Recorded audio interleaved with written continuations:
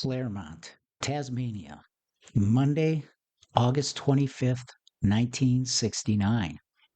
It's just before 6 in the evening at a well-lit bus stop on Main Road. A young woman waits with a garment bag over her arm. She's a radio copywriter, a part-time model, and a finalist in the Miss Tasmania quest. The bus she's expecting will take 10 minutes to the city. But when it pulls up, the shelter is empty. 20-year-old Lucille Butterworth has vanished. No shout, no crash, no broken glass, just a gap where a life used to be, and half a century of questions that refuse to settle. This is the Midnight Mystery Archive, and tonight we look at the 1969 disappearance of Lucille Butterworth.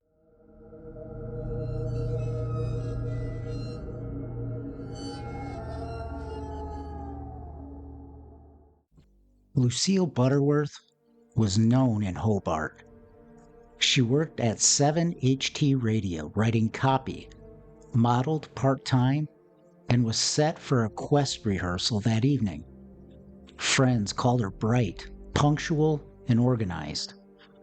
That afternoon, she finished a shift, changed into orange slacks with a dark coat, and accepted a lift north to Claremont.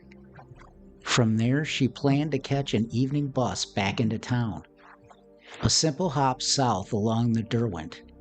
Her colleague dropped her at the stop outside the Shalimar Hostel on Main Road, a visible spot on a busy commuter road. It's a winter evening in Tasmania. The light goes early. Traffic thins, but it doesn't disappear. Buses are reliable. The stop is illuminated. Houses sit within earshot. Main Road hugs the western shore of the River Derwent. In 1969, there are no CCTV poles, no dash cams, but it isn't the middle of nowhere. A driver can pull in, idle by the curb, and be gone in seconds. From the bus shelter, you can see lights across the river. You can also be watched without noticing. From a parked car across the way, a doorway, a driver who's already circled once. Sometime just after 5:55 p.m., people at or near the stop notice Lucille speaking casually with a man they don't recognize. It doesn't read as a confrontation. No one reports raised voices. A few minutes later, she's gone. When the next bus arrives, the shelter is empty. Back in Hobart, colleagues expect her at the quest rehearsal. When she doesn't arrive, calls are made. By late evening, her family contact police. From the first hours, officers treat the case as probable foul play. Unusual for an adult disappearance at that time, and telling. The initial canvass is standard. Route checks, driver interviews, door knocks. What's missing is a reliable last witness moment. Nobody can say they watched her board a bus or walk away. A small window opens in the early evening where anything could have happened. Investigators often frame the opportunity here as 10 minutes, the time between one bus and the next. That's long enough for a driver to offer a lift that feels safe, especially from someone projecting authority, maybe a taxi, a tradesman's sedan, a familiar face from the area. It's also long enough for an opportunist to use surprise and speed. Pull in, door open, a soft word, or a hand on an elbow. No witnesses means no direction of travel. No direction means no start point for a search. Police and volunteers mount a large-scale search. Riverbanks scrub between Claremont and Granton. Tips along the Lyell Highway.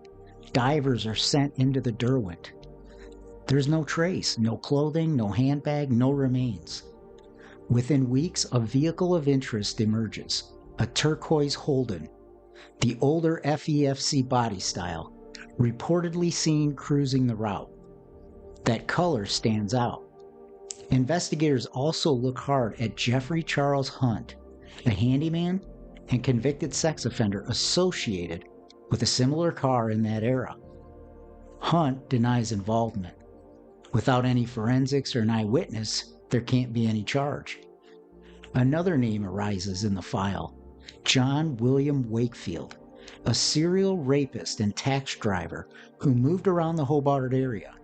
Again, there's no physical evidence and no direct witness to Lucille getting into a cab, no case to put before a jury. As a result, the file cools, and the family is left to just keep pushing. In 1969, there is no DNA databank. Fingerprints are useful only if you can recover them and match to a known set. Passenger manifests are paper. Bus timetables don't log faces. The best tool is memory, and memory is perishable, especially at twilight and passing traffic. Many cases from this era live or die on a single clear witness statement. Lucille's simply doesn't have one. Decades later, pressure works.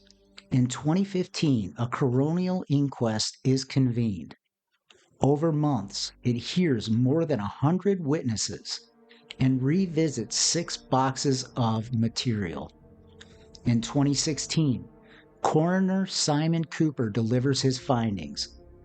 On the balance of probabilities, Lucille accepted a lift from Geoffrey Charles Hunt in his turquoise Holden, was murdered shortly after around the Granton, New Norfolk corridor, and her body disposed of near the Lyell Highway. That legal phrase, balance of probabilities, matters. An inquest doesn't convict. It weighs what is more likely than not. A criminal trial requires beyond reasonable doubt. The coroner can say, this is the most probable scenario. Police and prosecutors must ask, can we prove this to a jury to that higher standard? In Lucille's case, despite the coroner's conclusion, the brief remains circumstantial. There is no body, no confession on tape, and no decisive forensic hit. Hunt, elderly by then, continues to deny involvement. After the inquest, more information drips in. In 2019, a former inmate reports hearing Hunt boast about dumping a woman's body up the back roads. Detectives log the account. It adds weight, but not the steel bar of proof. On anniversaries, police renew appeals. The family keeps searching riverbanks and pull-ins along the highway. Because families do what evidence can't. They look anyway. Here's the tightrope. It's established that Lucille intended to take a bus to Hobart for a rehearsal. She was seen at the stop. She vanished in a short window. No remains have ever been recovered. It's reasonable, and the coroner agreed, that a vehicle is the most likely mechanism. It's accurate to say police and the coroner focused on Geoffrey Charles Hunt, a known offender with a matching car, and that no charges were brought. What we can't honestly say is how the approach was made, what was said, or where the fatal act occurred, beyond the probable corridor identified by the inquest. There are no confirmed last words, no definitive vehicle registration, no forensic recovery of her belongings. That's why this case, even with a named probable offender, remains unsolved. People often ask, how can a woman vanish at a busy bus stop with so few witnesses? A few possibilities, none of them terribly exotic. The approach looked ordinary. A man with a car, a question, a friendly gesture toward the passenger door. or the timing fell in the gap between regular passers-by. Ordinary is invisible. Predators don't know that. Lucille's family has carried this for more than 5 decades. Her brother John has kept the search public, with interviews, appeals, even personal searches of river edges. The absence of a grave isn't an abstract to them. It is a daily shape in a family's life. What helps now? Time loosens tongues. People who were young in 1969 sometimes speak in their 70s in ways they never did at 25. Maybe it's a remembered turquoise Holden idling where it didn't belong. Maybe it's a remark in a workshop years later. Maybe it's a pull-in on the Lyell Highway that gives you a shiver because you once heard a story about that very bend. If you have that memory, Crime Stoppers Tasmania will still take it. Make sure to mention the Lucille Butterworth case. A case can be cold and still be alive.